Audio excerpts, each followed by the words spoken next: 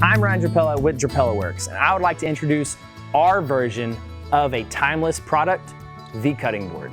Now, like all Drapela Works products, they all start as a raw board when they come into the shop and they leave as a finished product. So we do everything in-house in Southern Texas, and we try to buy as much American-made product and machinery as we possibly can.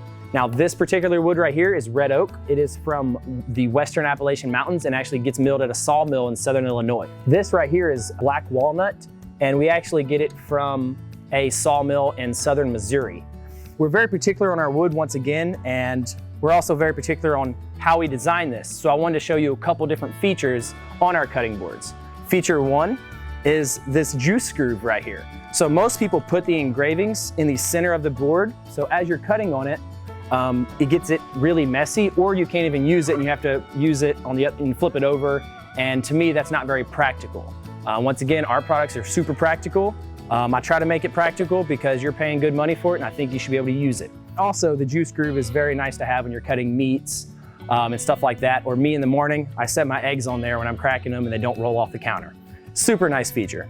Another thing I like to note is the thickness of them. The average size cutting board is about as thick as your average piece of plywood, or your 1x4 you can buy at the store.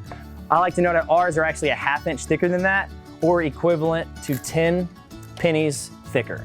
So our cutting boards come in at 1.25 inches thick, and the reason we do that is it allows them not to warp over time. So typically your cutting boards that are a little thinner, they can warp because of use, or they get wet and they want to curl in one way or another.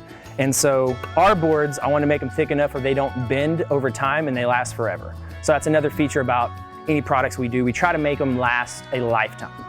So you can use the front side with the engraving, and the other side is just nice and flat if you don't want the juice groove, or if you're always going to be cutting chicken.